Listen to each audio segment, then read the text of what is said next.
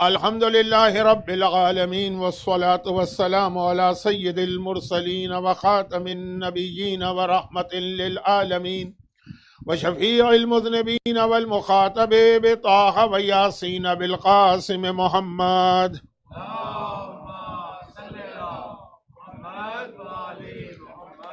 وآله الطيبين الطاهرين المعصومين الذين أذهب الله عنهم الرجس وطهرهم تطهيرا.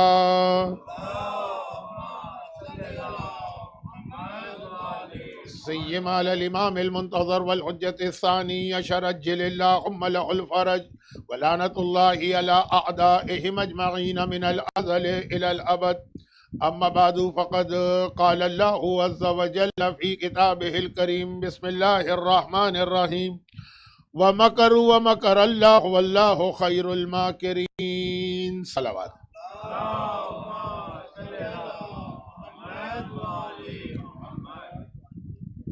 اصل میں 1446 ہجرہ کے فاطمیہ خمسے کا عنوان تو کچھ اور تھا، لیکن ایک تو ویسے ہی میری ایک عادت یہ ہے کہ پھر میں ذرا بہک جاتا ہوں، پھسل جاتا ہوں، کہیں سے کہیں پہنچ جاتا ہوں اتنا دور کہ میں تو گھوم کے واپس آتا ہوں، لیکن اس وقت تک مجمع اتنا گھوم چکا ہوتا کہ وہ میرا ساتھ نہیں دے پاتا. اور دوسرا یہ ہے کہ پھر مجالس کے درمیان اگر کوئی ایسا واقعہ اچانک پیش آ جائے کہ جس کی جانب ذرا توجہ مبذول کرنا ضروری سمجھی جائے تو پھر موضوع کو تھوڑی دیر کے لیے ڈیلے کیا جائے یا مؤخر کیا جائے. آج بھی آپ کو پتہ ہے کہ مڈل ایسٹ کے حوالے سے ایک ایسی خبر آئی ہے کہ جس کے دو پہلو ہیں. میں اس پر قطعاً گفتگو نہیں کر رہا ہوں، یہ میرا موضوع بالکل نہیں. پھر یہ بات میں نے کیوں چھیڑی ہے؟ آج کل کے حالات میں ایک ویسے ہی بہت بڑا فتنہ پیدا ہو چکا ہے، آپ کے علم میں بھی ہے، ہو سکتا ہے کہ آپ بھی اس کے وکٹم ہوئے ہوں. ہم جیسے لوگ تو ہوتے ہی ہیں، اور وہ وقتاً فوقتاً یہ جو فتنہ ہے اس کے بارے میں لوگوں کو آگاہ کرنا پڑتا ہے. اس قسم کے واقعات جب پیش آتے ہیں تو یہ فتنہ بہت بڑھ جاتا ہے. قرآن کریم کی وہ آیت جس کو مجھے آج تلاوت کرنا تھا، لیکن یہ خیال کرتے ہوئے کسی نے مجھ سے کہا کل رات کے مجلس کے مولانا آپ نے بہت لمبی مجلس پڑھ دی، اور آپ کو معلوم ہے کہ اتنی سردی میں اور ایسے موسم میں 1.5 گھنٹے تک آلتی پالتی مار کر بیٹھنا کتنا مشکل کام ہے. آپ تو ممبر پہ بیٹھے ہوں گے. اب اس اسٹیٹمنٹ کے پہلے حصے سے مجھے اختلاف لگ رہا تھا کہ انہوں نے کہا بہت سردی تھی. سردی کیا تھی؟ یہ پنکھا بھی چل رہا تھا، کل اے سی بھی چل رہا تھا.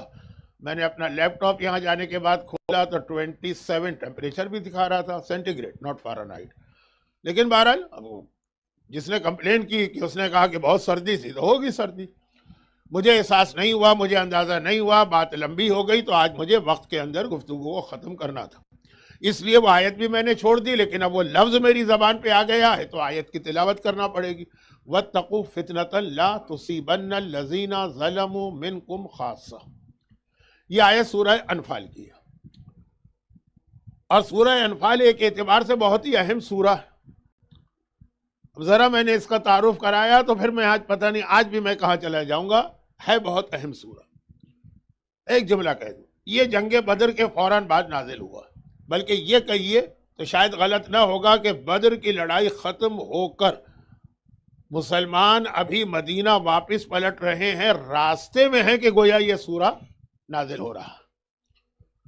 اور اس سورہ ہی میں وہ ایک آیت ہے جو اس اعتبار سے بڑی بدقسمت آیت ہے کہ مومنین کرام کی ایک اکثریت اس آیت پر اتنی بحث کرتی. کون سی آیت؟ خمس کی آیت. پورے قرآن کے اوپر کبھی اتنا غور نہیں کیا جاتا جتنا اس آیت پہ غور کر کے کسی طرح سے یہ ثابت کیا جاتا ہے کہ اس میں جو لفظ خمس آیا ہے وہ یہ والا نہیں ہے جو ہمارے مراجع اپنی کتابوں میں لکھتے. ذرا بہکا میں ہٹا اپنے راستے سے. سورہ انفال، کیونکہ جنگ بدر کے فوراً بعد بہت سارے نئے مسئلے مسلمانوں کو پیش آ گئے. پہلا مسئلہ یہی آیا جس کی وجہ سے یہ آیت نازل ہوئی کہ مال غنیمت ملا. اس سے پہلے مسلمان کسی وقت بھی پہلی لڑائی ہے نا، اس سے پہلے مال غنیمت کا مسئلہ ہی نہیں تھا کہ اب یہ مال غنیمت ہمیں ملا، اس کا ہمیں کرنا کیا ہے. کل رات کو میں نے عرض کیا تھا مال حرام سے اپنے آپ کو بچانا، اکالون السحت قرآن کریم میں بدترین خرابی بتائی گئی ہے حرام کھانا. تو اب یہ جو ہمیں مال ملا ہے، کفار تو میدان سے بھاگ گئے ہیں، وہ جو سامان چھوڑ کے گئے اس کا کیا کرنا. صرف ایک جملہ میں کہہ رہا ہوں کیونکہ کل ایک دو مسائل بیان کرنے میں کہاں سے کہاں چلا گیا.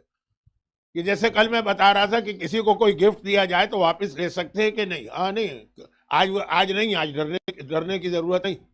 تو ایک مسئلہ یہ آتا ہے کہ اگر آپ کو کہیں کوئی چیز گری پڑی مل جائے تو اس کا کیا کیا جائے.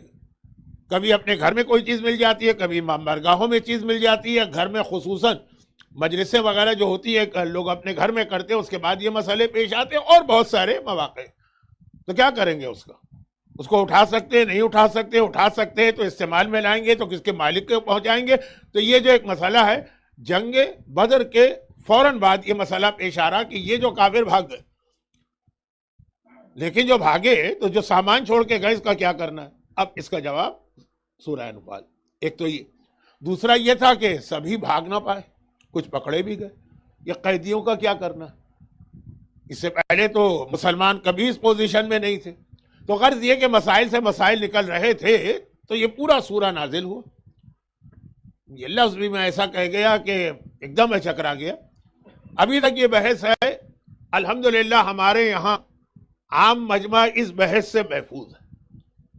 شاید محفوظ رہنا ہی بہتر ہے، لیکن اپنی جگہ بحث ہے. اس کے فوراً بعد سورہ توبہ کے شروع میں بسم اللہ نہیں.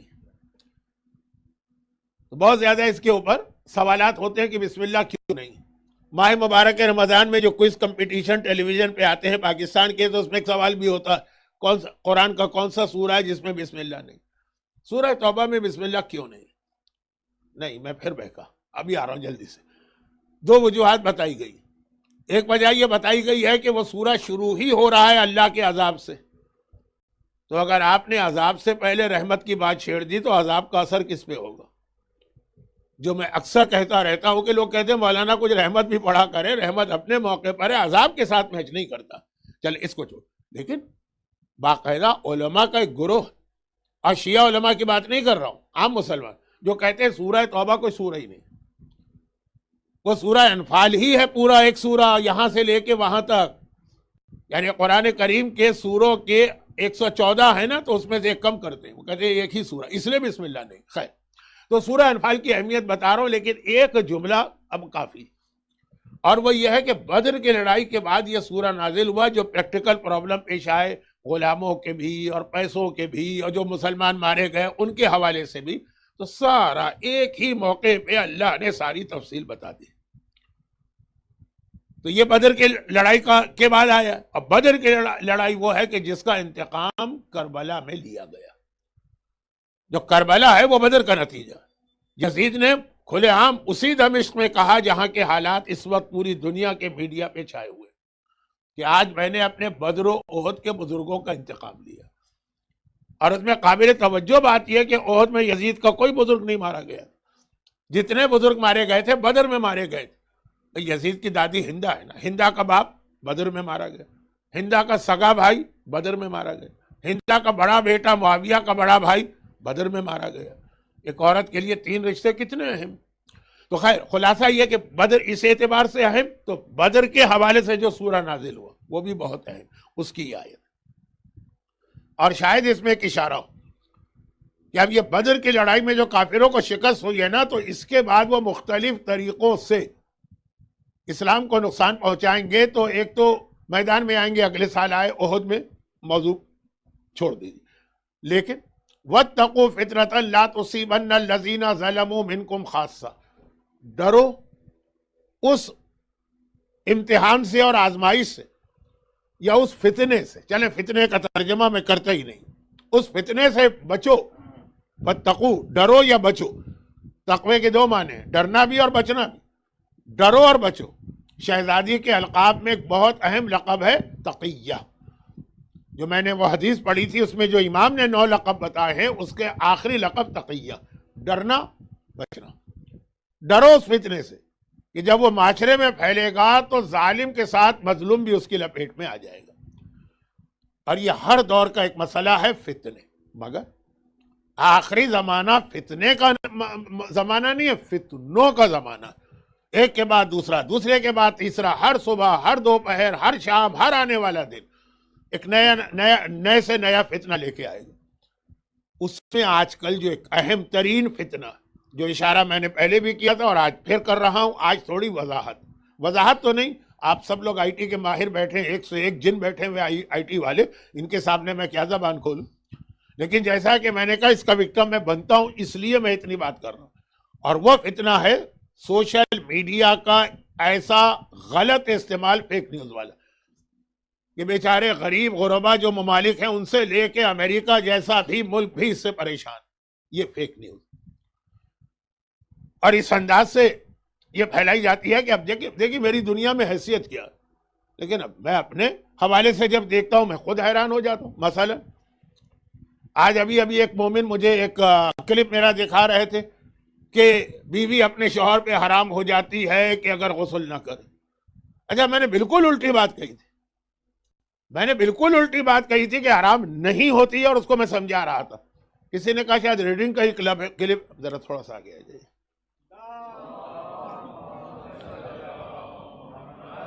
اچھا ریڈنگ کا کلپ ہے، مجھے نہیں پتا ریڈنگ کا ہے کہ نہیں، کیونکہ یہ مسئلے پہ میں کئی جگہ بات کر چکا ہوں. اور اس پر میں بات اس لیے نہیں کرتا ہوں کہ کوئی شرعی مسئلہ ممبر سے بتا رہا ہوں، یہ بات کرتا ہوں مراجع کے فتووں میں اختلاف ہوتے ہیں، اس کی ایک بہت اہم وجہ قرآن کی وہ آیت ہے جس میں یہ مسئلہ بیان ہوا. اب کہا کچھ گیا، سمجھایا کچھ جا رہا ہے، موضوع کچھ اور ہے، بالکل اس کی الٹی ہیڈنگ لگا دی.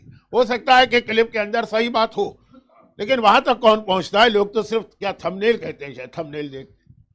یا یہ کہ مثلا میں اپنی بات کر رہا ہوں کہ مجھ جیسا گمنام سا آدمی جس کے پاس نہ کوئی فیس بک اکاؤنٹ ہے، ایک ہے کسی صاحب کا میرے نام سے فیک اکاؤنٹ میں بتا دوں، اور میں اس لیے بتا رہا ہوں کہ وہ اس کے اوپر دعائیں اور تعویذ بتا کے اچھے خاصے چارجز کرتے ہیں، شاید 100 پاؤنڈ.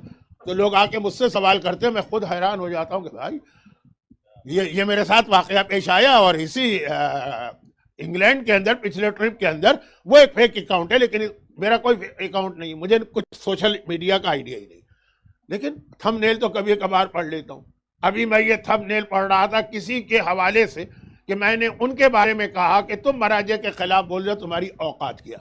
یہ لفظ اوقات میری زبان پہ نہیں آتا، جو ہمیں تربیت اپنے بزرگوں سے ملی ہے، خاندان اور اساتذہ سے. یہ کہا ہوگا میں نے کہ تمہاری حیثیت کیا، لیکن اب حیثیت کیا کا تھم نیل اتنا اٹریکٹیو نہیں ہے، اوقات کیا ہے کہ تھم نیل اٹریکٹیو ہے. چلے اسے بھی ہم نے برداشت کر لی. اب تیسری چیزوں میں حیران ہو گیا، بھائی میں فالتو کا آدمی ہوں، فضول آدمی ہوں کیا؟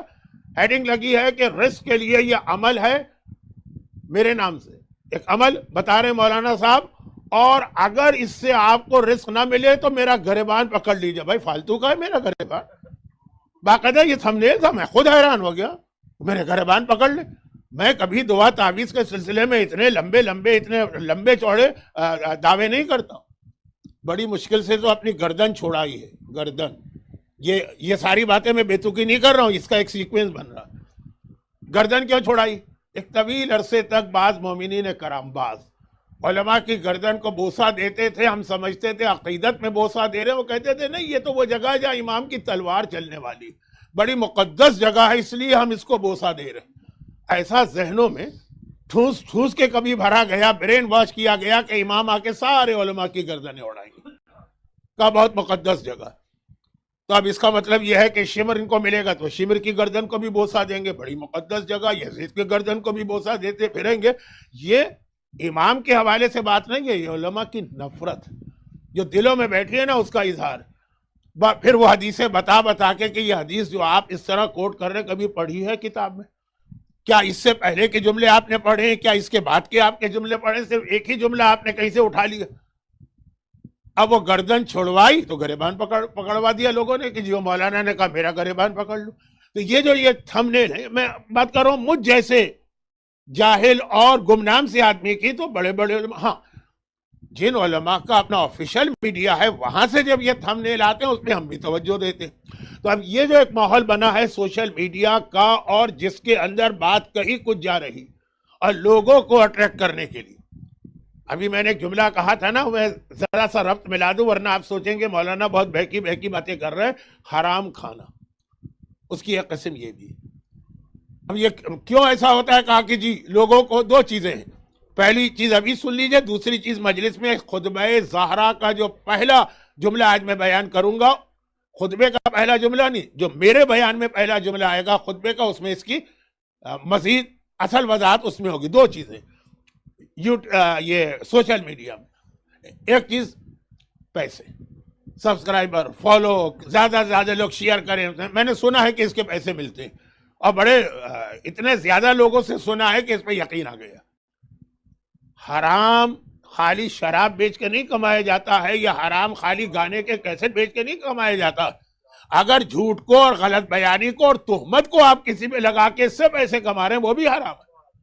اور یہ پورا ایک موضوع ہے, لیکن چونکہ میرا موضوع خطبہ زہرا تھا اس لیے میں بہت رکتا ہوں. یہ حرام کمائی. لوگوں نے کہا جی وہ مولانا کسی کو $10 مل رہے ہیں تو آپ کا کیا نقصان ہے. نقصان تو ہمارا نہیں, وہ شراب بیچے تو ہمارا کیا نقصان کر رہا ہے.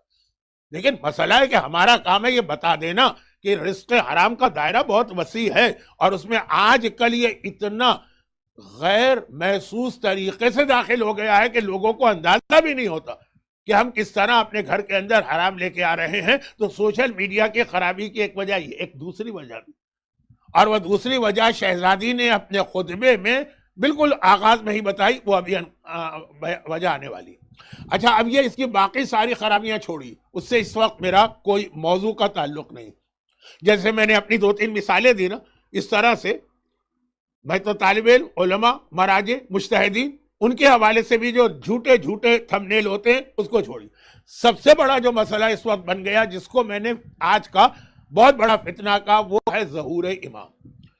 دنیا میں کہیں کسی گوشے میں کوئی واقعہ پیش آ جائے, اب یہ جو آج کل کلپ کہ جی وہ زیادہ سے زیادہ لوگ اس کو دیکھیں, زیادہ سے زیادہ لوگ شیئر کریں, سبسکرائبر بڑھیں, فالو کرنے والے بڑھیں, اس چکر کے اندر کوئی بھی واقعہ پیش آ جائے اس کو ملا دیتے ہیں کہ بس امام آنے والے. ہمارے یہاں نہیں بلکہ شاید پوری دنیا کے لٹریچر میں اس کی ایک مثال بہت پرانی ہے, لیکن جتنی پرانی چیزیں ہوتی ہیں نا ان میں وزڈم زیادہ ہوتی. وہ ایک لفظ ویسے کافی ہوتا ہے سمجھانے کے لیے, شیر آیا شیر آیا. وہ جو بچہ شور مچاتا تھا شیر آیا شیر آیا شیر آیا, تو نتیجہ کیا نکلا کہ واقعا جس دن شیر آ گیا تو اس دن کوئی اس کی مدد کو نہیں پہنچا. یہ جو اس انداز کا ایک پروپیگنڈا ہے نا, یہ تاریخ اسلام میں کئی دفعہ ہوا ہے.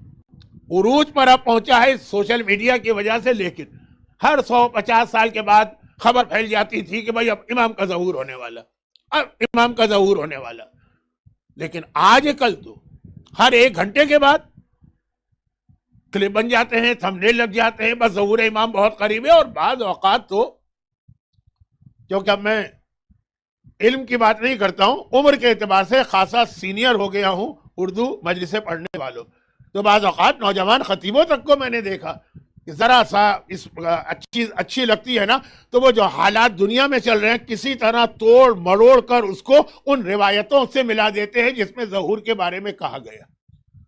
کوئی واقعہ پیش جائے, کہیں کوئی بادشاہ مر جائے, کہیں کوئی حکومت بدل جائے, کہیں کوئی زلزلہ آ جائے, کہیں کوئی بارش ہو جائے, کہیں کسی ملک کی معاشی حالت خراب ہو جائے, بس ظہور امام, بس ظہور امام, بس ہونے والا, ساری نشانیاں پوری ہو, بس امام آنے والے. کتنے سالوں سے تو میں سن رہا ہوں, آپ لوگ تو سب میرے سامنے کے بچے, لیکن آج پچھلے 8-10 سال سے دیکھیں نا, شاہ فہد مرا بس ظہور امام ہونے والا, شاہ عبداللہ مرا بس ظہور امام ہونے والا. حتیٰ پچھلے سال یا اس سے 1 سال پہلے, بس نہیں پچھلے سال کی بات, شاید آپ کے انگلینڈ ہی ٹائٹینک دیکھنے ایک سب میری گئے تھے 5-6 آدمی, جس میں ایک پاکستانی باپ بیٹا بھی تھا, اور پھر وہ جا کے سمندر کے نیچے سب میرین بسٹ ہو گئی, وہ لوگ مر گئے. فوراً کلپ آ گیا جس کے اندر تھمبنیل یہ تھا کہ یہ آپ دوست کی تباہی, ظہور امام کی یقینی نشانی, اب امام آنے والے. اب آگے جو اس کے اندر کہا گیا وہ سب غلط سلط, لیکن لیکن اتنے چھوٹے چھوٹے واقعات، ہو سکتا ہے کل کہیں آپ کا آئی فون خراب ہو جائے تو ایک تھم نیل بن جائے، وہ فلاں صاحب کا آئی فون جو ہے وہ خراب ہو گیا، ظہور امام کی ایک نشانی پوری ہو گئی، امام آنے والے۔ وہ نشانی یہ ہے نا کہ ٹیکنالوجی آخری زمانے میں جواب دے جائے گی۔ یہ جو سلسلہ ہے اس کے اعتبار سے اس وقت جو حالات پیش آ رہے ہیں، اور اس کے یہ جو حالات ہیں، اس میں ایک بات میں ابھی اور کہنے والا ہوں، لیکن فی الحال یہ بات شروع ہو گئے تھم نے، شروع ہو گئے کلپ کہ بھائی یہ جو اس وقت واقعہ پیش آیا اور جو تبدیلی آ گئی سیریا کے اندر، تو اب یہ تو پتا چلا کہ ظہور امام یقینی ہے، اور یقینی تو ہے ظہور امام، اب ہونے والا، بالکل ہونے والا۔ آج بھی میں ایک جگہ مجلس میں پڑھ رہا تھا کہ سفیانی کے حوالے سے ہمارے پاس جو روایتیں ہیں وہ ان حالات سے کافی مطابقت رکھتی ہے، لیکن اس کو یہ کہنا کہ ظہور امام ہونے والا، یہ تو واقعاً خاصا کلک کرنے والی چیز ہے، جب چھوٹی چھوٹی باتوں کو لوگ ایک ٹورسٹ کی سب میرین کے ٹوٹ جانے کو یا بس ہو جانے کو لوگ ظہور امام سے ملا دیتے۔ اب اس کے اندر جو باتیں مجھے عرض کرنا، ایک بات تو موجودہ جو واقعہ پیش آیا جو میرا موضوع نہیں، کسی نے مجھ سے کہا تھا کہ مولانا آپ نے بہت حدیثیں پڑھی ہیں آخری زمانے کی، تو اس کے بارے میں کچھ کہیں۔ تو پہلے تو ایک اہم بات، ایک فارمولہ، اور اس کے بعد پھر خاص جو میں بات کہہ رہا تھا وہ، اور پھر میں آتا ہوں شہزادی کے خطبے کے حوالے سے۔ دیکھیں ہمارے علماء کرام کا ایک طریقہ رہا ہے، اور یہ عام مسلمانوں میں بھی جو ذرا سنجیدہ اور سوبر قسم کے عالم ہیں، ان کا بھی یہ طریقہ ہے جس پر سارے مسلمان، سارے تو نہیں کہوں گا، 80% مسلمان مذاق اڑاتے ہیں علماء، جوکس، میمز، پتہ نہیں کیا کیا باتیں کہی جاتی۔ وہ یہ ہے کہ جب کوئی نئی چیز سامنے آتی ہے تو وہ فی الحال کہتے ہیں کہ اس سے احتیاط کرو، اس سے اپنے آپ کو بچاؤ جب تک کہ اس چیز کی حقیقت واضح نہ ہو جائے۔ دنیا میں بھی اگر کسی قسم کی کوئی دوا ہے، کوئی پروڈکٹ ہے، کوئی ایسی چیز ہے، اس سے ہم مثلا کوئی نیا پلین بنایا گیا تو گورنمنٹ یہ نہیں کہے گی کہ آپ نے پلین بنایا اڑاؤ، پہلے اس کی ٹرائل ہوگا، اس کی ٹیسٹ فلائٹ ہوگی، اس کے اوپر ہر طرح غور کیا جائے گا، پھر جا کے مارکیٹ میں لانے کی اجازت ملے گی۔ حلال و حرام میں، حلال خدا اور حرام خدا کے اندر بھی یہ احتیاط کی جاتی ہے۔ اچانک ابھی کچھ تفصیلات پتہ نہیں، اور مارکیٹ میں ایک چیز آئی اور آپ نے کہا کہ بس اس کو علماء جائز کر دیں، پھر جب جائز کرتے ہیں وہ تحقیق کر کے تو ہم مذاق اڑاتے ہیں کہ دیکھیں یہ ہیں ہمارے مولوی۔ لاؤڈ اسپیکر آیا انہوں نے حرام کہا، سب لاؤڈ اسپیکر استعمال کر رہے ہیں۔ کیمرہ آیا انہوں نے فوٹو کھینچنا حرام کہا، ہر عالم اپنی فوٹو کھنچوا رہا ہے۔ کتنا مذاق اڑتا ہے ان باتوں کے اوپر، جبکہ بالکل عقلی بات ہے۔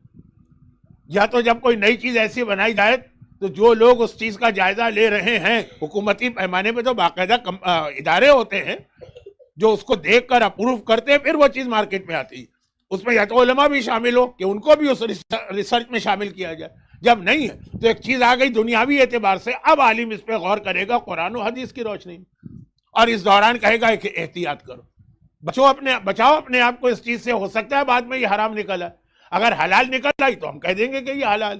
یہ جو احتیاط کا ایک پہلو ہے جو عقلاً ہے، دنیا کی حکومتیں مادی اعتبار سے اس پہ عمل کر رہی ہیں۔ اب جیسے دوائیوں کی بات کروں، کیونکہ میرا آج کل مولانا محترم سے کچھ دوائیوں پہ بات چل رہی، تو بہترین دوا بھی ہوگی تو ایسے مارکیٹ میں نہیں آئے گی، پہلے اس کے کتنے ٹیسٹ ہوں گے، ٹرائل ہوں گے، مریضوں پہ آزمایا جائے گا، اس کے بعد کتنے سالوں کے بعد۔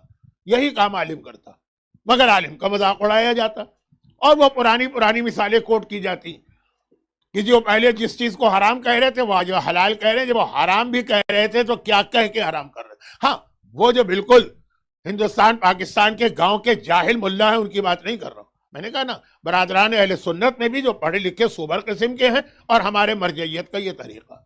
یہ تو بات اس لیے ہو گئی کہ اس کے حوالے سے بھی علماء پہ بہت اعتراض ہوتے ہیں، اور مثالوں میں یہی سائنسی ایجادات کو لے کے آ جاتے ہیں۔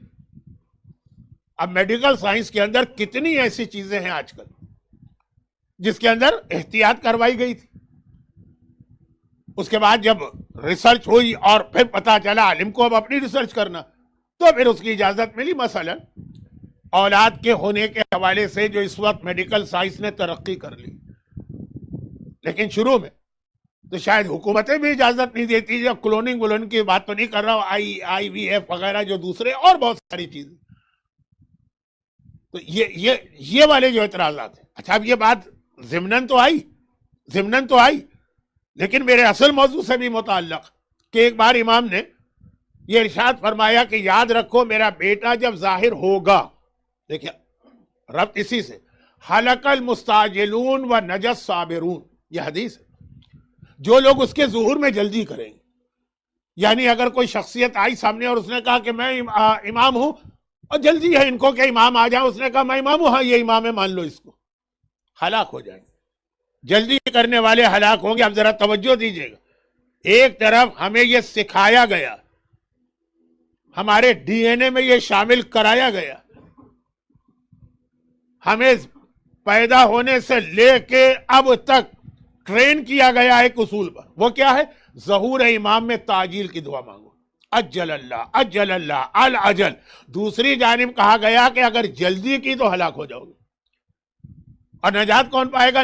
نجا مانے نجات پائے گا صبر کرنے والا، جو تھوڑا سا ویٹ اینڈ سی کی پالیسی پہ عمل کرے گا.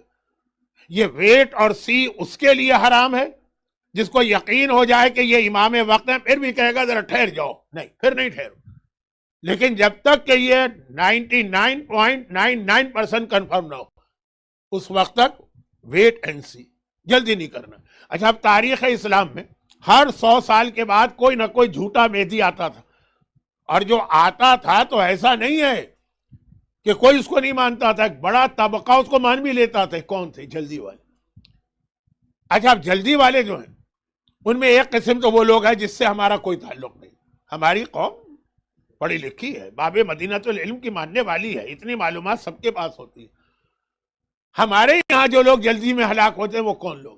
یہ وہ لوگ ہیں جن کو کسی وجہ سے ذہنی طور پہ تیار کر دیا جائے کہ بس اب امام اب آنے والے، یہ حالات پیش آ گئے، یہ علامتیں پوری ہو گئیں، یہ نشانیاں پوری ہو گئیں. اور کون سی نشانیاں؟ کوئی عالم نہیں بتا رہا ہے، کہیں چھٹے امام کی حدیث، 8ویں کی حدیث، مولا کی حدیث، شہزادی کی حدیث. تو اب جب یہ بتایا کہ سب پوری ہو گئی، کسی وقت بھی آنے والے ہیں، اور پھر اگر کوئی ایسی شخصیت آ جائے، پھر بھی دیکھیے شیعت اس معاملے میں بہت محتاط ہے. سب سے اسٹرانگ عقیدہ شیعت کا ہے امام زمانہ کے اوپر، اور سب سے زیادہ احتیاط بھی شیعت کرتے. لیکن ہمارے یہاں بھی گمراہ ہوئے کہ نہیں ہوئے؟ اگر تھوڑا بہت آپ کو معلوم ہے کہ ایران میں بہت بڑا فتنہ بابی اور بہائی مذہب، وہ کتنا بڑا فتنہ تھا، وہ امام زمانہ کے نام پہ تھا، اس لیے کہ عقیدت مند لوگ انہیں انتظار ہے. امام کا انتظار ہی نہیں ہے، جلدی ہے. انتظار تو ایک عبادت ہے، جلدی ہے.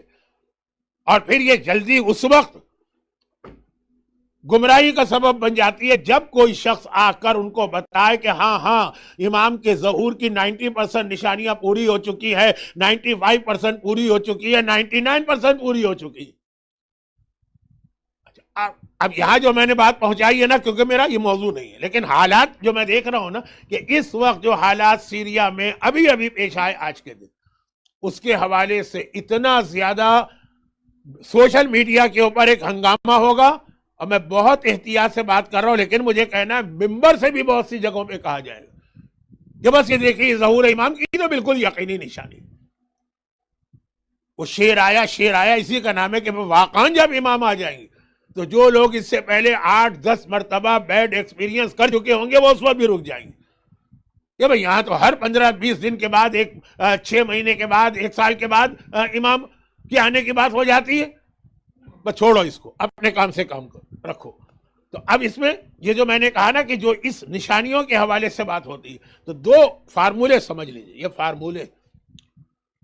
اور میں وہ جملہ کہوں گا تو پھر آپ حضرات جو ہے چڑ جائیں گے کہ ویسے اس پہ پوری میری مجلسیں ہیں، پورے عشرے ہیں، لیکن یہ تو میں اپنی ہر بات کے بارے میں کہتا ہوں. تو خیر 2 باتیں. نمبر 1، یہ جو نشانیاں جو ہیں ان کی مدد سے جو لوگ ظہور امام کو ڈھونڈتے، وہ ظہور امام کے لیے نشانیاں ہم کو نہیں بتائی گئی ہیں، ظہور کے لیے نہیں. کیونکہ یہ نشانیاں تو یا تو یہ کہا جائے کہ یہ والی نشانی ظہور امام کی ہے، صرف ایک بار پیش آئے گی بس. یہ کس روایت میں آیا ہے کہ یہ نشانی صرف ایک؟ مثال، بغداد تباہ ہوگا تب امام آئیں گے. بغداد 7 مرتبہ تو تباہ ہو چکا ہے. جیسے دہلی کے بارے میں کہا جاتا ہے کہ دہلی بار بار لٹی بغداد.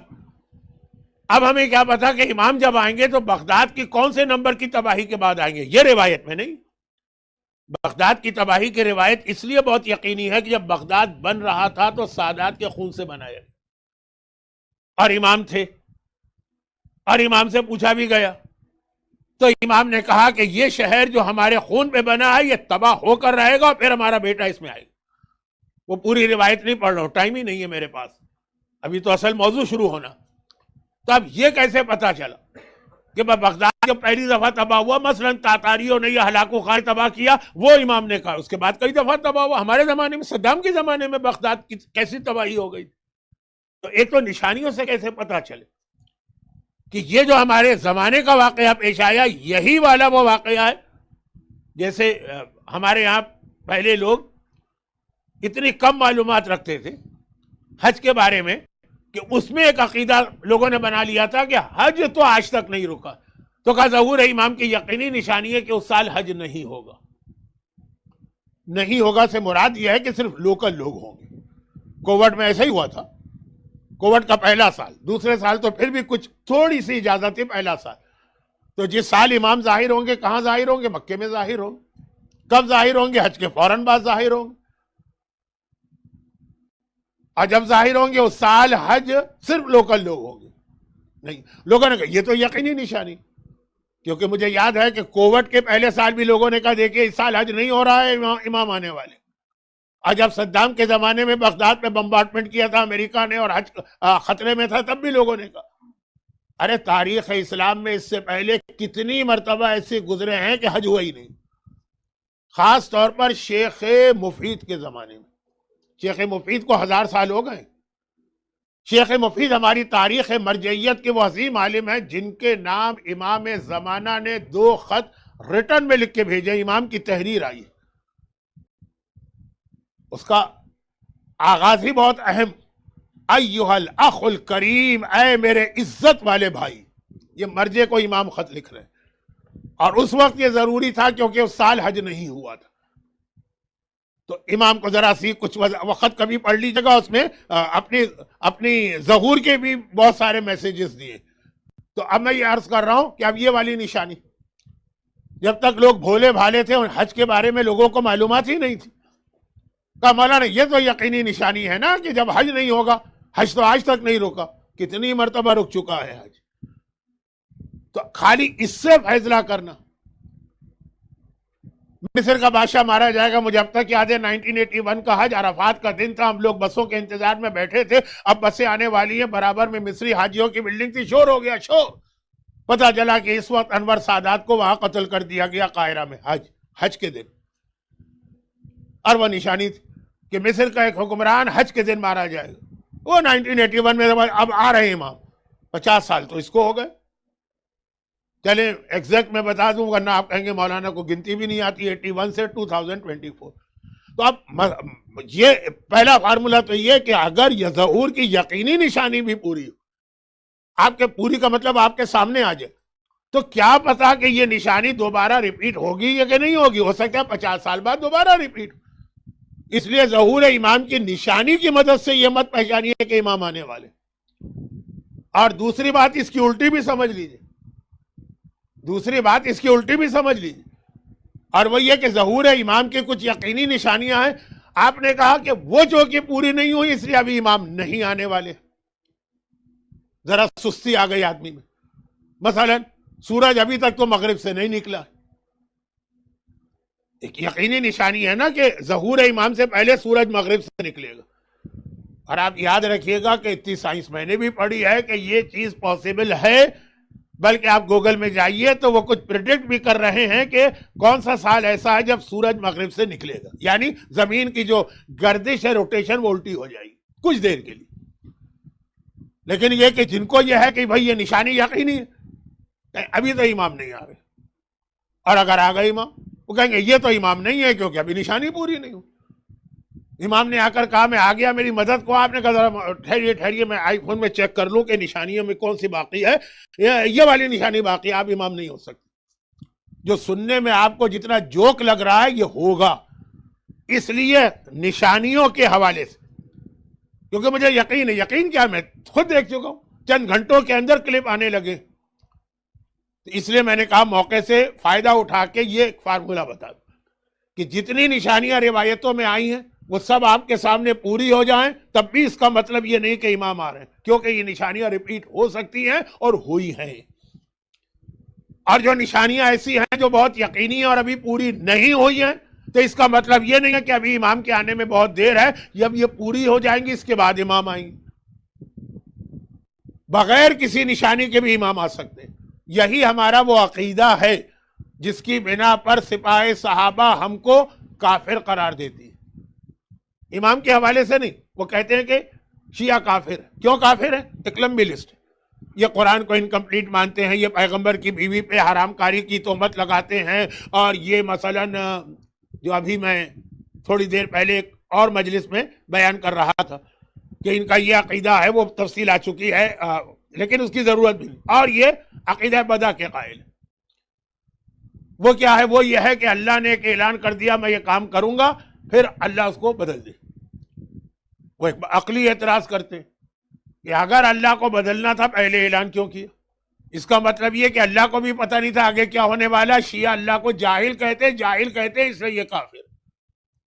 اگر ہم ان کے یہاں سے حدیثیں نکالیں کہ وہ اللہ کو کیا کہتے ہیں تو آدمی سر پیٹ لے. لیکن میں کہہ رہا ہوں اس میں یہ اللہ اپنے لکھے ہوئے کو بدل دیتا, اسی پر بیس کر کے تو ہم صدقہ دیتے ہیں.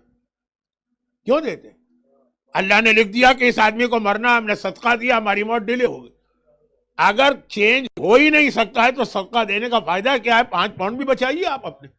بھائی اگر لکھا ہے کہ موت نہیں آئے گی تو نہیں آئے گی, آپ صدقہ دے کے نہ دیں, اور لکھا ہے کہ آئے گی تو آئے گی, پھر آپ کا صدقہ بیکار. تو 5 پاؤنڈ کا ہم کوئی برگر کھا لے جا کے جس کا کوئی فائدہ ہی نہیں صدقہ دینے کا. صدقے کا تو مطلب ہی ہے کہ اللہ نے ایک چیز لکھ دی ہے اور ہمارے صدقے کی وجہ سے اس کو بدل دیا. اسی کی وجہ سے ہم شب قدر کے اعمال کرتے کہ بھئی جو اللہ ہماری تقدیر میں لکھ رہا ہے ان دعاؤں کے نتیجے میں بدل جائے.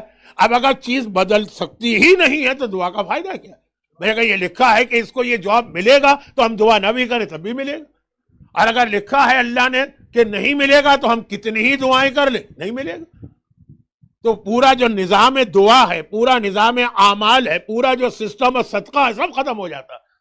اس کی بیس ہی یہ ہے کہ اللہ لکھے ہوئے کو بدلتا ہے. اللہ نے اگر لکھ دیا کہ امام کا ظہور اس وقت ہوگا, اللہ اس کو بدل سکتا ہے. قاضی سفیانی کے آنے کے بعد ظاہر ہوگا امام, اللہ بغیر سفیانی کے آئے ہوئے بھی امام کو ظاہر کر سکتا. اور اگر میں ایک چھوٹا سا آپ کو مشورہ اس لیے دے دوں کہ گھڑی کی سوئیاں اور کیلنڈر کی ڈیٹس دونوں میرے ہاتھ سے نکل رہی ہیں. گھڑی کی سوئی آج کی مجلس کی حد تک کہ وقت ختم ہونے جا رہا ہے, اور کیلنڈر کی ڈیٹس کل کی مجلس آخری مجلس ہوگی. اس حوالے سے رہبر آیت اللہ خامنائی کی ایک چھوٹی سی کتاب ہے. اچھا وہ بڑا یعنی کتاب بہت بڑی ہے لیکن اس کو الگ سے چھاپا گیا, اس کو ایک آرٹیکل کہہ لیجیے. 30 35 40 صفحے کی ہوگی, چوتھے امام کی سیاسی زندگی. یہ اردو ترجمے کا نام. اس میں آپ جا کے بہت اہم یہ حدیث پڑھ لیجیے گا کہ اللہ کی طرف سے آسمانوں پہ ایک اعلان تھا کہ ظہور امام 67 ہجرہ میں ہوگا, کربلا کی وجہ سے اس کو بدل دیا گیا. اور باقاعدہ اس پہ بحث بھی ہے, حدیث بھی ہے, اور حدیث کے معتبر ہونے کو بھی ثابت کیا ہے. تو یہ جو میں نے جملہ کہا نا, یہ مجھ جیسے طالب علم کا ایک جہالت کا جملہ نہیں, یہ ہمارا فارمولہ ہے ہمارے کہ اللہ اپنے لکھے ہوئے کو جو اعلان بھی کر دے, دنیا کے سامنے نہ ہو, آسمانوں پہ فرشتوں کے سامنے ہو, اس کو بدلتا ہے. تو اس کے اندر کوئی نشانی پوری نہیں ہوئی. ابھی آپ لسٹ لے کے بیٹھے ہوئے دیکھ رہے ہیں کہ یہ باقی ہے, یہ باقی ہے, یہ باقی, امام آ جائیں گے, آ سکتے ہیں. اور دوسرا بھی ہو سکتا ہے کہ جو نشانیاں ساری پوری ہو گئی, آپ نے لسٹ دیکھی, اب کچھ بھی نہیں بچا ہے, کوئی کچھ نہیں. آج کل تو آسان ہے نا, یہ جب سے یہ اتنی ترقی کر لی ہے انٹرنیٹ نے اور گوگل نے اور سرچ انجن میں, ساری حدیثیں آ گئی, اور کیا وہ آرٹیفیشل انٹیلیجنس اور کیا کیا چیزیں بن گئی ہیں, تو ساری حدیثیں آپ نے دیکھ لی کہ سب نشانیاں پوری ہو گئی, پھر بھی امام نہیں ہے. اچھا تو پھر فائدہ کیا ہے یہ ساری نشانیاں بتانے کا؟ جو معصومین, اب میرا جملہ سنیے, بہت احتیاط سے کہہ رہا ہوں, 10,000 سے زیادہ حدیثوں میں ظہور کی نشانی آئی. تو یہ 10,000 حدیثوں کا پھر فائدہ کیا ہوا اگر یہ ساری حدیثوں کے بعد بھی ہو سکتا ہے امام نہ آئے؟ اور ہو سکتا ہے 10,000 میں سے 500 بھی پوری نہ ہوئی اور امام آ جائیں، تو فائدہ کیا ہوا؟ یہ وہ فائدہ ہے جو آپ موت کے حوالے سے سنتے رہتے ہیں علماء سے، وہی فائدہ ہے۔ موت کے حوالے سے کیا سنتے ہیں؟ بھئی ایک آدمی کو ہارٹ اٹیک آ گیا نا، اسے موت نظر آنے لگتی ہے، لوگ کہتے ہیں توبہ کر لو، اب تو زندگی بدل لو نا، کوئی بھروسہ نہیں، ہو سکتا ہے مر جاؤ۔ جب ایسی کوئی خطرناک بیماری یا کوئی ایسا مرحلہ آتا ہے نا تو آدمی کو جھٹکا لگتا ہے، شوق، کچھ دیر کے لیے وہ شریف ہو جاتا ہے، اور کچھ لوگوں کو میں نے دیکھا ہے واقعاً پرماننٹ شریف ہو جاتے ہیں۔ تو یہ جو نشانیاں بتائی جا رہی ہیں ضروری نہیں ہے کہ ظہور کی ہو، بھئی جو ہارٹ اٹیک کسی کو آیا ضروری نہیں ہے کہ یہ اس کی موت کا ہی سبب بنے، مگر ایک اس کو شوق لگتا ہے نا کہ بھئی موت قریب آ کے گزر گئی، تو اگر آ جاتی تو پھر ہم قبر میں کیا جواب دیتے اپنے بدعمالی کا، گناہوں کا، حرام کا، سمجھ جاؤ۔ اور یہ امام کی حدیث بھی کیا حدیث ہے کہ جب کسی میت کو قبر میں دفن کرو سمجھو تم دفن ہو رہے، اور اب تمہارا حساب کتاب قبر میں شروع ہو گیا ہے، فرشتے پوچھ رہے ہیں کہ زندگی بھر کیا کیا۔ اور جو قرآن کی آیت ہے نا کہ مرنے والا کیا کہے گا، اے خدا مجھے دوبارہ دنیا میں بھیج دے، لعلی اعمل صالحا، اب میرا وعدہ ہے تجھ سے کہ میں نیک کام کروں۔ تو قرآن کہہ رہا ہے کہ نہیں، مرنے کے بعد تو نہیں بھیجیں گے۔ امام فرما رہے تم یہ سمجھو کہ تم نے قبر میں یہ جملہ کہا ہے اور اللہ نے تمہاری دعا قبول کر کے تمہیں زندہ بھیج دیا ہے، اب اپنے آپ کو بدل لو۔ یہ ہر میت میں مومن کی ذمہ داری قرار دی گئی ہے۔ یہی ظہور ہے امام کا کہ اب یہ نشانی پتہ نہیں، یہی نشانی ہے سیریا کے یہی حالات کہ ایک دفعہ پھر سیریا ٹھیک ہو کے پھر خراب ہوگا، نہیں پتا، لیکن یہ تو سمجھ جاؤ ہو سکتا ہے امام آنے والے ہو، کیا تم اس قابل ہو کہ امام کو چہرہ دکھا سکو؟ کیا تمہارے اعمال، تمہارا کردار، تمہارا چہرہ، تمہاری عورت کا حجاب یہ ایسا ہے؟ سمجھ جاؤ ہو سکتا ہے یہی نشانی ہو۔ تو یہ نشانیاں اس لیے بتائی گئی تھی کہ ہم اپنے آپ کو بدلیں۔ ہم نے بدلنے کی تو کوئی کوشش نہیں کی، بیٹھ کے چسکے لیتے رہے، مزے لیتے رہے، یہ بادشاہ گیا تو امام آنے والے ہیں، وہ سب میرین پھٹ گئی تو امام آنے والے ہیں، وہاں پہ زلزلہ آ گیا تو امام آنے والے ہیں، وہاں پر امریکہ کے اندر وہ کیا ہیریکون یا سائیکلون آ گیا یا وہ کیا کہتے ہیں ٹرنیڈو آ گیا تو امام آنے والے، بس یہی مزے لیتے رہے۔ سارا مقصد ہی ہم نے ختم کر دیا جو ظہور کی نشانیوں کے پیچھے تھا۔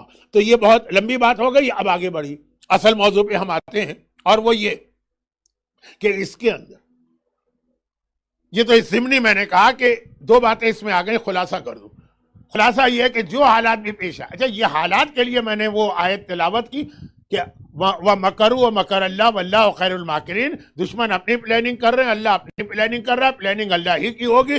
یہ جو حالات کے بعد کیا ہونے والا ہے یہ ہمارا آپ کا درد سر نہیں ہے، اللہ ہے اس کو ٹھیک کر لے گا۔ لیکن دو باتیں جو میں نے کہی، نمبر ایک کہ ان واقعات کو ظہور کی یقینی نشانی کبھی نہ بنائیے، اور اگر آپ کا دل کہہ بھی رہا ہو کہ یقینی نشانی ہے تب بھی اس کا مطلب یہ نہیں ہے کہ آپ اخبارات پڑھنے لگ جائیں۔ اس کا مقصد یہ ہے کہ آپ اپنے مرجع کی توضیح المسائل پڑھیں اور دیکھیں کہ ابھی بھی میرے اندر کہاں کہاں کون سی کمی باقی، اپنا جائزہ ایک۔ اور دوسری بات یہ کہ جلدی نہ کریں اس مسئلے میں، جس طرح ہر شرعی مسئلے میں حکم یہی ہے، جلدی نہ کریں۔ بڑی سختی کے ساتھ روکا گیا، ایک طرف قرآن کہتا ہے وَسَارِعُوا اِلَىٰ مَغْفِرَةٍ، نیک کاموں کے طرف دوڑ کے جاؤ، جلدی کر کے جاؤ، دوسری طرف کہا گیا لیکن جلدی نہ کرو۔ کیا مطلب؟ پہلے اس چیز کو سمجھو۔ آپ نے دیکھا ہوگا نا کہ جب یہ اولمپک میں ٹریک اینڈ فیلڈ کے مقابلے ریسنگ کے ہوتے ہیں تو بعض لوگوں کو اتنا دوڑنے کی جلدی ہوتی ہے کہ ابھی اس نے وہ پستول فائر بھی نہیں کیا، وہ دوڑ پڑتا، پھر لوگ پکڑ کے گھیر گھار کے لاتے ہیں، بھائی واپس آؤ ابھی ٹائم نہیں آیا، اور 3 مرتبہ یہ کیا تو ڈسکوالیفائی ہو گئے۔ تو یہ عام واجبات میں بھی ہے، کوئی نئی چیز ایجاد ہو، کوئی نئی میڈیکل تھیوری آ جائے، کوئی نیا مسئلہ آ جائے تو مراجع کرام کو بھی اتنا وقت دی، ان کی ذمہ داری، ان کے کندھوں پہ اپنے اعمال کی ذمہ داری نہیں ہے، ان سب کی ذمہ داری ہے جو ان کے فتوے پہ عمل کر کے قیامت کے دن بچ نکلیں گے، یہ پکڑا جائے گا۔ یہ اتنی بڑی ذمہ داری ہے تو اس کو سوچنے کا وقت چاہیے۔ اور آپ کہیں گے جی آپ لوگ تو پہلے بھی کیمرے کو حرام کہتے تھے، اب حلال کہہ دیا، اور لاؤڈ اسپیکر کو حرام کہتے تھے اور حلال کہہ دیا، اور ریل گاڑی کے سفر کو حرام کہتے تھے اور حلال کہتے تھے۔ جو بالکل وہ عقلی بات کر رہی ہے ہوئی۔ اب آئیے اگلا مرحلہ، اور اگلا مرحلہ جو ہے وہاں سے خطبے کا پہلا جملہ شروع ہو رہا۔ یہ جو یوٹیوب یا سوشل میڈیا کا چسکا ہے، اس میں ایک چیز ہوتی ہے پیسہ، اتنی کشش ہے اس پیسے کے اندر پہلی مجلس میں شاید میں نے یہاں کہا تھا یا اس سے پہلے جو میں لاہور میں مجلس پڑھ کے آیا تھا، ایمان خریدا جاتا ہے پیسے کے ذریعے. اب یہ ہے کہ بظاہر تو آج کوئی ایمان خریدنے والا نہیں، معاویہ تھا، امام حسن کے پورے لشکر کا ایمان خرید لیا تھا پیسے دے کے. آج بظاہر کوئی نہیں، آج بھی یہ یوٹیوب یا اس قسم کا سوشل میڈیا پیسے دے کر ہی ہمارے ایمان کو خرید رہا ہے. اگر یہ ساری گمراہی ہم پھیلا رہے تو سب کی بات نہیں ہو رہی جو گمراہی. لیکن اس میں ایک دوسری چیز، وہ اگرچہ وہ دوسری جو خرابی ہے نا وہ عام آدمیوں کی کم ہے. علماء کو بہت زیادہ وارننگ دی ہے معصومین، اور اس سے زیادہ وارننگ مراجع اور مجتہدین کو. وہ اس میں پیسہ انوالو نہیں، وہ خود اپنی جگہ پہ ایک نشہ خالی شراب کا ہوتا ہے یا خالی ہیروئن کا ہوتا ہے یا خالی ڈرگز کا ہوتا ہے، یا جو آج کل پاکستان میں بچے آئس کوئی نشہ کر رہے ہیں، بہت زیادہ پھیل گیا اسکولوں میں، کالجوں میں، پرائمری کے بچے. کیا نشہ خالی اسی کا ہوتا ہے؟ نہیں، بہت سے نشے جن میں سے آپ کو بھی معلوم ہے ایک دولت کا نشہ. شرابی سے زیادہ دماغ خراب ہوتا ہے پیسے والے کا، الا یہ کہ جو اپنی ماں خدیجہ کی سیرت پہ چلے، جو ہیں لیکن کم ہیں، ان کی بات چھوڑے. طاقت کا ایک نشہ ہوتا ہے، مگر ایک نشہ جس کا آپ کو ذرا واسطہ کم پڑا ہوگا یہ ہوتا ہے جس کو آج کل سیلیبریٹیز کہتے ہیں ان کا، اور ہمارے یہاں یہ آ کے ہوتا ہے علماء، ذاکرین، نوحہ خان، قصیدہ خان، مجتہدین اور مراجع کا شہرت کا نشہ. یہ ایک بہت بڑا نشہ، یعنی یہ وہ نشہ ہے جس کے لیے آدمی اپنی جیب سے پیسے خرچ کرتا ہے. پہلی خرابی تھی کہ پیسے لینے کے لیے وہ حرام پھیلا رہا ہے، یہاں وہ پیسے خرچ کر رہا تاکہ اس کو ایک شہرت ملے، پاپولر ہو جائے. اسے اس سے غرض نہیں ہے کہ یوٹیوب پر اگر میرے سبسکرائبر بڑھ رہے ہیں یا فالو کرنے والے تو مجھے کتنے ڈالر ملیں گے. اس کو یہ ہے کہ کتنی تعداد بڑھ رہی ہے. 1 لاکھ ہو گئے، 5 لاکھ ہو گئے، 1 ملین ہو گئے، 2 ملین ہو گئے. بہت خطرناک نشہ. مکبن علی دنیا جو روایت میں ہے، جو منہ کے بل دنیا پہ گرا ہوتا. مرجع تقلید کی شرط یہ ہے کہ اس کے اندر یہ لالچ نہیں ہونا چاہیے. عالم کی شرط یہ ہے کہ یہ یوٹیوب کا دوسرا نقصان ہے. جو لوگ پیسے سے بچ نکلتے ہیں وہ یہاں مار کھاتے ہیں. شہزادی کونین کا جو خطبہ ہے، کیا میں بیان کروں 1.25 گھنٹے میں. کل 1 گھنٹہ، آج کے 10 منٹ ٹوٹل. اب مجھے اتنا ٹائم مل رہا ہے، اگر یہ سیریا کا واقعہ نہ ہوتا تو یہ 2 پوری تقریریں ہو جاتی. لیکن بہرحال آغاز تو کر دو. شہزادی کا خطبہ. اچھا، اس خطبے کا وہ حصہ جو میرا موضوع بنے گا، خطبہ تو بہت بڑا ہے، جو میرا موضوع بنے گا وہ درمیان بلکہ شروع کا وہ پارٹ ہے، وہ پورشن ہے جہاں شہزادی نے اس مسئلے پہ روشنی ڈالی ہے جسے فلسفہ احکام کہا جاتا ہے، کہ اللہ نے جو چیزیں واجب کی ہیں اور جو حرام کی ہیں، ہر ایک کے پیچھے کوئی ریزننگ ہے، کوئی وجہ. اب اس میں کل بات کروں گا کہ کیا ہمیں وجہ معلوم کرنا ہے کہ نہیں، لیکن ہر ایک کے پیچھے کوئی نہ کوئی وجہ. شاید میں نے ایام ازا میں جو یہاں خمسہ پڑھا تھا اس میں بھی ایک اشارہ کیا تھا، اور اس سال کی پہلی مجلس میں بھی، کہ خانہ کعبہ کو قبلہ بنایا گیا. اس کی اتنی ویلڈ عقلی وجوہات کہ اگر اس پر بات کی جائے تو کوئی شک ہی نہیں ہو سکتا. لیکن قرآن نے کوئی وجہ نہیں بتائی، صرف 2 وجہ بتائی تھی. ایک جو میں نے ایام ازا میں آپ کے سامنے آیت پڑھی تھی، لِنَعْلَمَ مَنْ يَتَّبِعُ الرَّسُولَ، ہم کو تو صرف یہ دیکھنا ہے رسول کو فالو کون کر رہا ہے. اور ایک جو میں نے پہلی مجلس میں بتائی تھی کہ رسول کے دل کو خوش کرنا ہے، رسول کو خانہ کعبہ چاہیے. خدا نے کہا اس لیے ہم کعبہ بنا رہے ہیں. لیکن مرکزیت کعبے کی وجہ سے جو مسلمانوں کو مل رہی ہے اتنے اس کے فائدے، قرآن نہیں گیا ڈیٹیل میں، لیکن اصول وہی جو معصوم کی حدیث، کہ جو بھی واجب ہے اس میں تمہارا فائدہ ہے، جو بھی حرام ہے اس میں تمہارا نقصان. نہ اللہ کا فائدہ ہے ہماری نمازوں سے، نہ اللہ کا نقصان ہے ہماری شراب سے. ہمارے لیے سارے بینیفٹ ہیں. اب ان میں پہلی بار شہزادی کونین نے اس مسئلے پہ بات شروع کی.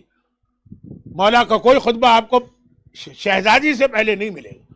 ہاں، بعد میں مولا نے بھی کچھ چیزوں کی وضاحت کی ہے، معصومین نے کی ہے، لیکن شہزادی رسول خدا تو دین پہنچانے والے. اب دین پھیلانے کا جو مرحلہ، زہرا پہلی شخصیت ہے جنہوں نے واجبات و حرام کی ایک فلسفی بھی بتائی، گرچہ خالی وہی نہیں ہے لیکن اسٹارٹ کیا فَجَعَلَ اللَّهُ الْإِيمَانَ تَطْهِيرًا لَكُم مِّنَ الشِّرْكِ وَالصَّلَاةَ تَنزِيهًا لَكُم عَنِ الْكِبْرِ۔ آغاز یہاں سے کیا، اللہ نے فَجَعَلَ اللَّهُ، اللہ نے قرار دیا الایمان، ایمان کو اس لیے قرار دیا تاکہ تطہیرًا لَكُم مِّنَ الشِّرْكِ، وہی لفظ تطہیر ہے جو اہل بیت کی سب سے بڑی فضیلت ہے، تطہیر، آیہ تطہیر، کہا کہ یہ ایمان قرار دیا تاکہ تمہیں تطہیر کی منزل پہ پہنچایا جائے، من الشرک، شرک کی خرابی سے، شرک سے بچانے کے لیے تم پاک و پاکیزہ بنو۔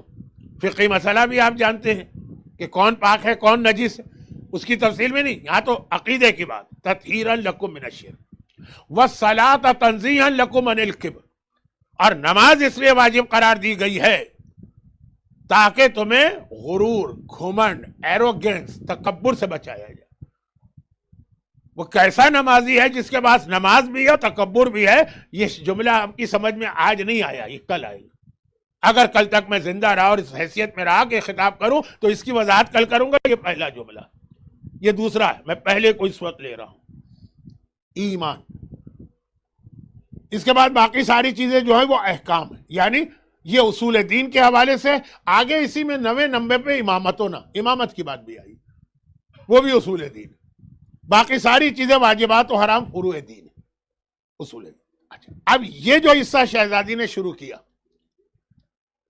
اس سے بھی پہلے شہزادی نے کلمہ پڑھا ہے، یعنی کلمہ پڑھا ان معنوں میں نہیں ہے نعوذ باللہ جب ہم کہتے ہیں فلاں کافر نے کلمہ پڑھا تو مسلمان ہوا، نہیں، خطبے کا آغاز شہزادی خود کلمہ پڑھ کے کر رہی ہیں، وَأَشْهَدُ أَن لَا إِلَٰهَ إِلَّا اللَّهُ وَحْدَهُ لَا شَرِيكَ لَهُ كَلِمَةً جَعَلَ الْإِخْلَاصَ تَعْوِيلَهَا۔ اور بعض علماء نے اس کو صیغہ مجہول پڑھا، جُعِلَ الْإِخْلَاصُ تَعْوِيلَهَا۔ أَشْهَدُ أَن لَا إِلَٰهَ إِلَّا اللَّهُ وَحْدَهُ لَا شَرِيكَ لَهُ كَلِمَةً جَعَلَ الْإِخْلَاصَ تَعْوِيلَهَا۔ اشہد، میں گواہی دیتی ہوں کہ معبود برحق کے علاوہ کوئی نہیں ہے۔ پھر کہا اور اللہ یہ کلمہ جعلہ، یہ کلمہ اس لیے بنایا تاکہ تمہارے اخلاص کو چیک کیا جائے، خلوص۔ اب یہ تو آغاز خطبے میں شہزادی نے گواہی دی، اپنا عقیدہ بتایا، بتانے کی ضرورت نہیں تھی لیکن آگے اس موضوع پہ بات کرنا تھی کہ شہزادی نے پہلے بتایا، اس کے بعد واجبات میں بھی پہلی چیز بتائی، ایمان اس لیے اللہ نے رکھا تاکہ تمہیں شرک سے دور کیا جائے۔ اب وہاں کہا کلمہ اس لیے اخلاص، دوسرا ہے ایمان اس لیے تاکہ شرک۔ اب ایک ربط، اللہ کے رسول کو آخری عمر میں لوگوں نے بہت پریشان سا دیکھا، کیا کہیں گے انگریزی میں، بٹ وریڈ۔ وہی اس ماہ سفر کی آخری تاریخ ہے۔ یا رسول اللہ، آپ کے چہرے پہ اتنی پریشانی کیوں نظر آ رہی ہے؟ الفاظ میرے ہیں، پیغمبر کا مفہوم، ہاں آخری جملہ پیغمبر کا۔ پیغمبر نے کہا کہ میرے سامنے پہلے کے ماضی کے تمام انبیاء ہیں، آدم، نوح، ابراہیم، موسیٰ، عیسیٰ، جتنے بھی نام آپ کو یاد ہیں، قرآن میں 26 نام ہوں گے۔ عمل داؤد کی دعا میں کتنے انبیاء کے نام آتے ہیں؟ اور زیارت ناہیہ میں کتنے انبیاء کے نام آتے ہیں؟ تو کہا جتنے انبیاء میرے سامنے ان کے حالات۔ یا رسول اللہ، ان کے حالات میں کیا چیز ہے جو آپ کو پریشان کر رہی؟ کہیے کہ انہوں نے ساری زندگی قربانی دی، محنت کی، مظالم برداشت کی، بڑا سخت جہاد کیا، آخر میں کامیاب ہوئے، اپنی قوم کو ایمان کے راستے پہ لگا دیا۔ لیکن جیسے ہی نبی دنیا سے گیا، قوم دوبارہ پرانے راستے پہ پلٹ گئی۔ بلکہ موسیٰ کی قوم تو ایسی ڈھیٹ تھی جس سے آج کل بھی ہمارا واسطہ پڑ رہا ہے کہ وہ تو موسیٰ کے ہوتے ہوئے بھی سونے کے بچڑے کی عبادت کرنے لگے، البتہ موسیٰ کی غیبت سے فائدہ اٹھا کر۔ اس کو میں ملاتا ہوں امام زمانہ کی غیبت سے، لیکن آج میرے پاس موقع نہیں۔ تو ہر نبی، بھئی جناب نوح نے کوئی کم زحمت نہیں اٹھائی۔ قرآن کی آیت ہے کہ تقریباً 1000 سال الا 50، 1000 میں 50 کم کر لو، 950 سال تبلیغ کی۔ کیا ہوا نوح کے بعد؟ کیا ہوا ابراہیم کے بعد؟ تو یہ انبیاء کی ساری زندگی اور محنتیں اور سارے حالات پیغمبر کے سامنے۔ میرے بعد میری امت، اب لوگوں نے ایک سوال کیا کہ یا رسول اللہ وہ جتنے انبیاء تھے ان کے بعد ان کی امت مشرک ہو گئی، کبھی تو بات کے دوسرا نبی بھیجنے کی ضرورت پڑی، تو کیا آپ کی امت بھی آپ کے بعد مشرک ہو جائے گی، شرک کرنے لگے گی؟ بھئی بڑی مشکل سے رسول قولوا لا الہ الا اللہ تفلحوا کہہ کر 360 بتوں کا انکار کر کے ایک خداوند برحق پہ لے کے آئے، اور آپ پریشان ہیں کہ میرے بعد کیا ہوگا، تو کیا آپ کی امت بھی مشرک ہو جائے گی؟ کہا ہاں، مگر شرک اکبر نہیں کرے گی، شرک اصغر کرے گی۔ اکبر مانے بڑا، اصغر مانے چھوٹا۔ بڑا شرک نہیں کرے گی، وہ جو بت پرستی والا، چھوٹا شرک ہے۔ یا رسول اللہ یہ کون سا چھوٹا شرک ہے جو آپ کی امت کرے گی؟ کہا بڑا شرک یہ ہے کہ اللہ کے ساتھ کسی کو شریک کرنا، اور چھوٹا شرک یہ ہے کہ کوئی بھی نیکی کا کام کرنا مگر اللہ کے ساتھ کسی اور کو بھی شریک کر دینا۔ ہم نماز پڑھ رہے اللہ کے لیے بھی اور اس لیے بھی کہ ہمیں لوگ تعریف کریں، کیا نمازی ہے یہ، کیسی باقاعدگی سے نماز پڑھتا ہے۔ میں مثالیں دے کے آپ کا اپنا وقت کیوں ضائع کروں؟ ہم خمس دے رہے ہیں، اللہ کے لیے بھی دے رہے ہیں، لیکن ساتھ میں تاکہ ہماری تعریفیں بھی ہوں۔ بھئی دیکھیں وہ فلاں سیٹ صاحب آ رہے ہیں جنہوں نے اس امام باڑے کو اتنا ڈونیشن دیا تھا، وہ فلاں صاحب آ رہے ہیں جنہوں نے اتنے غریبوں کی مدد کی۔ یہ یاد رکھیے گا کہ یہ اللہ کا وعدہ ہے، تو میرے لیے کام کرو، میں تمہاری شہرت خود دنیا کے سامنے پھیلا دوں گا۔ تو یہ جو جملے ہوتے ہیں یہ خرابی نہیں ہے، بات ہو رہی ہے اگر اس کی نیت میں یہ ہے، اس کی نیت یہ نہیں ہے لیکن شہرت ہو رہی ہے اس کی، اس میں تو کوئی قباحت نہیں ہے، نیت ہی ہے کہ یہ شرک اصغر۔ نماز تم نے اللہ کے لیے اور کسی ایک کے لیے ملا کے پڑھی۔ پاکستان میں بہت ہوتا ہے، کسی سرکاری محکمے میں کوئی نمازی اگر آ جائے آفیسر بن کر تو سارے کلرک بھی نمازی بن جاتے ہیں۔ بس ضیاء الحق کے زمانے میں کتنے لوگ نمازی بن گئے، بغیر وضو کے نماز پڑھتے تھے، وہ ایک الگ بات ہے، لیکن بہرحال وہ نماز تو دکھانا ہے نا۔ تو یہ ہر عبادت کے لیے جہاں دنیا دکھاوا آج کہ یہ شرک اصغر، میں اس سے ڈر رہا ہوں، ساری عبادت ضائع ہو جائے گی۔ مولا کی حدیث ہے، اللہ کہتا ہے انا خیر و شریک، میں سب سے بہترین پارٹنر ہوں۔ بھئی جب جو پارٹنر مل کے ایک بزنس کرتے ہیں نا تو ان کا حصہ طے ہوتا ہے، یہ تمہارا ہے یا ہمارا، اپنا اپنا حصہ لیتے ہیں۔ اللہ کہتا ہے میں بہترین پارٹنر ہوں، اگر کوئی میرے ساتھ کسی کو شریک کرتا ہے تو میں ساری عبادت اس کو دے دیتا ہوں، تم لے جاؤ، مجھے کچھ نہیں چاہیے اس مومن کی عبادت میں، 0/0 کچھ نہیں ملے گا، میں پارٹنر اترے گا 100% تم ہی لے جاؤ جس کے لیے ہم نے عبادت کی۔ اب یہ ایک ہے بہت پورا ایک الگ موضوع، یہی ہے اخلاص، کام اللہ کے لیے۔ اور شہزادی فرما رہی وَأَشْهَدُ أَن لَا إِلَٰهَ إِلَّا اللَّهُ وَحْدَهُ لَا شَرِيكَ لَهُ جَعَلَ كَلِمَةَ الْإِخْلَاصَ طَوِيلًا۔ اللہ نے یہ جو تم کلمہ پڑھتے ہو لا الہ الا اللہ، اس کی بنیاد ہی رکھی ہے کہ پوری سنسیئرٹی اور اخلاص، اور ادھر کہا کہ ایمان اس لیے تاکہ شرک سے بچو۔ کون سا شرک؟ شرک اصغر۔ مومن بڑا شرک تو نہیں کرے گا۔ اب آئیے یوٹیوب کیا، شہرت۔ شہرت کیا چیز ہو گئی؟ شہرت کا مطلب ہے کہ آپ کی نیت سے اخلاص نکل گیا ہے، آپ جو کام کر رہے ہیں۔ بھئی ایک کلپ ایک آدمی بناتا ہے کسی واجب مسئلے کے لیے، اور وہ اس لیے اس کو پھیلا رہا ہے تاکہ زیادہ سے زیادہ لوگوں کو آگہی ہو کہ وضو میں یہ غلطی نہ کرے، اس کی نیت پیور خالص ہے اللہ کے لیے، پورا اجر و ثواب ملے گا۔ اور ایک اس لیے ہی کر رہا ہے تاکہ زیادہ سے زیادہ اس کو بھی اور ملے گا۔ کام دونوں ایک جیسے کر رہے ہیں، مگر ایک کو 100 میں 100 ثواب مل رہا ہے، ایک کو 100 میں 0۔ شہزادی کے خطبے کا آغاز ہی اس بات سے ہو رہا، اور ہماری بہت ساری ناکامیوں کی وجہ یہ بھی ہے۔ سن لیجئے چھوٹی سی روایت، اور پھر باقی جو خطبے کے وہ جملے ہیں جس کا تعلق ہماری عملی زندگی سے۔ دیکھیں میں اس کے اوپر اتنی بات نہیں کرتا، ہاں یہ بتا دوں، حوزہ علمیہ میں جب ہم لوگ پڑھنے جاتے ہیں تو ہمیں پہلا درس یہ دیا جاتا ہے کہ اپنی نیت کو خالص اللہ کے لیے رکھو تو پڑھنے آؤ۔ دنیاوی اداروں میں ضروری نہیں ہم پیسے کمانے کے لیے آئے، ہم شہرت کے لیے آئے ہیں، ہم کوئی پوسٹ لینے کے لیے آئے، کوئی حرج نہیں، مگر دینی تعلیم کی پہلی اینٹ یہ ہوتی ہے کہ خالص یہ کام اللہ کے لیے کرنا۔ سوشل میڈیا نے لوگوں کی نیتوں کا بیڑا غرق کر دیا۔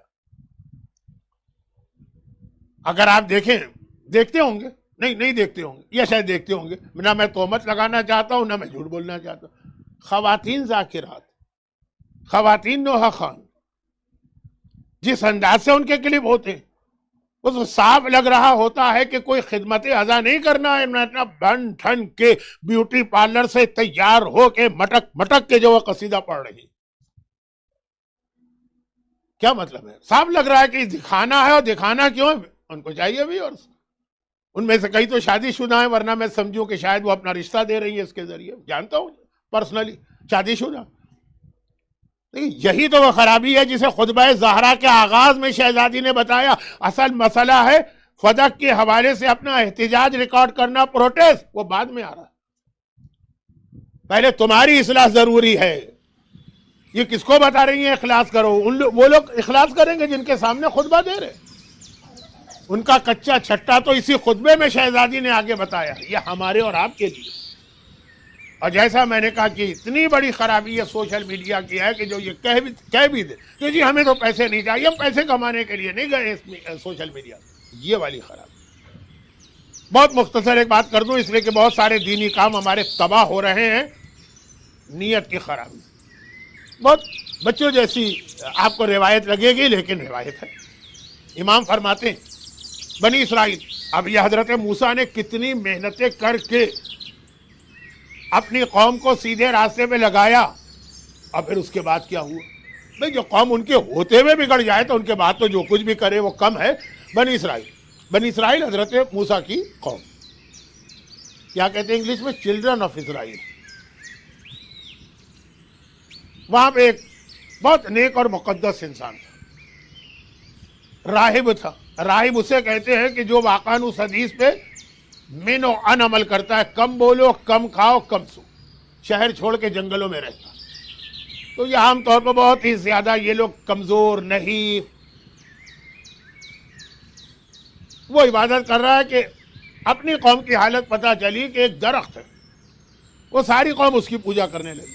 کلمہ پڑھ رہے ہیں، موسیٰ کو مانتے اور موسیٰ کے اللہ کو بھی مانتے، لیکن وہ جو خرابی آ جاتی ہے آہستہ آہستہ، یہ جو کچھ خرابیاں آ جاتی، اس سے ناجائز فائدہ اٹھا کے وہابیت نے نعرہ لگایا ہے کہ تمام مسلمان مشرک. سارے مشرک نہیں ہیں، 90% تو ٹھیک ہے، لیکن 10% کچھ خرابیاں ہیں جہاں پہ وہ پیر، وہ فقیر، ان کو اللہ سے بڑا رتبہ دیا جاتا. خیر میں کہاں سے کہاں آج بہک رہا ہوں، تو واپس آ جاؤں. تو ایک درخت کی پوجا شروع کر دی. اب اسے بڑا جوش آیا، یہ تو دین کے خلاف، توحید کے خلاف، موسیٰ کی تعلیمات کے خلاف. ایک مرتبہ غصے کے عالم میں وہ نکلا کہ میں جا کے درخت کو کاٹ کے پھینکوں. نہ رہے بانس، نہ بجے بانسری. اکیلا ہے، پوری قوم سے مقابلہ کرنا، اور بہت ہی دبلا پتلا اور کمزور. وہ جا رہا ہے، راستے میں شیطان مل گیا. یہ امام کی حدیث ہے، آپ کو بہار الانوار میں بھی ملے گی اور حیات القلوب کی پہلی جلد میں بھی ملے گی، جو انبیاء کے حالات پر جلد ہے. اب وہ جا رہا، راستے میں شیطان آ گیا، اور اس نے کہا کہاں جا رہے ہو؟ کہا یہ جو برائی کی جڑ ہے نا، اسے ختم کرنے جا رہا ہوں. بہت احتیاط کے ساتھ ایک جملہ کہہ رہا ہوں. مجھے اب تک یاد ہے کہ میری ایک ملاقات آیت اللہ سیستانی سے، پرسن ٹو پرسن نہیں، میں یہ نہیں کہہ رہا ہوں، پرسن ٹو پرسن، قافلے کے ساتھ، مڈل ایسٹ کے ایک علاقے میں ایک ایسی ہی خرابی بعض مومنین میں آ گئی تھی،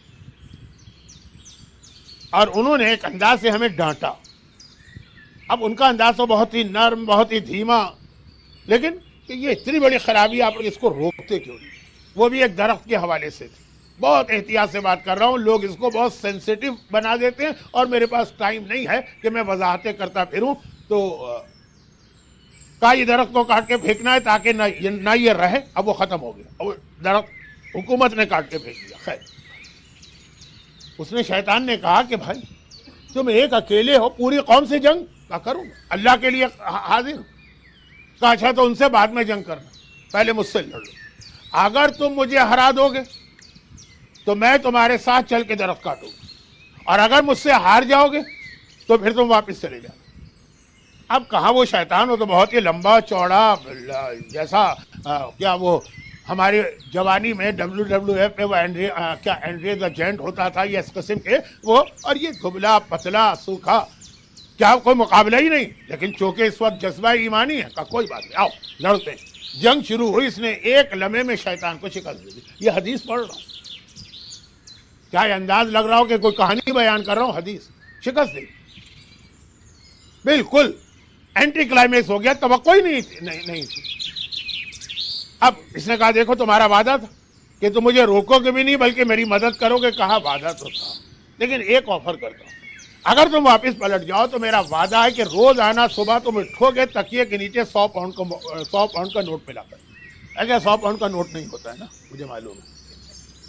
अब आप कहेंगे मौलाना वो जो 100 पाउंड का नोट कह रहा है इसका मतलब ये कि फेक नोट है। नहीं चले, $100 की बात करें, $100 का नोट मिला करेगा, $100 रोजाना मिलेंगे जी तकिए के नीचे।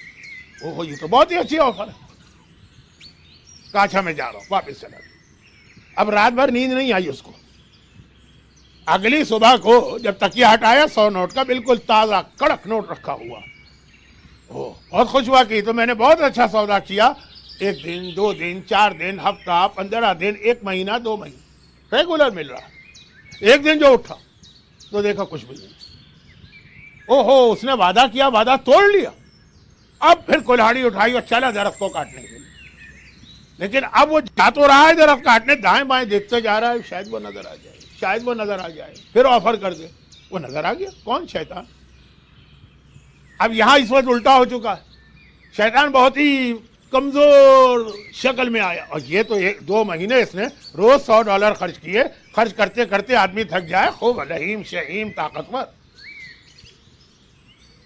कहां जा रहे हो? शैतान ने पूछा। कहा वो जा रहा हूं दरख्त काटने, सारी खराबी की जड़ है। कहा कि अच्छा देखो मुझसे जंग करो, मुझसे कुश्ती लड़ो। जंग तो मैं गलत कह रहा हूं, कुश्ती लड़ो। मुझे हरा दिया तो मैं तुम्हारे साथ जाके दरख्त को काटूंगा और अगर हार गए तो वापस जाना।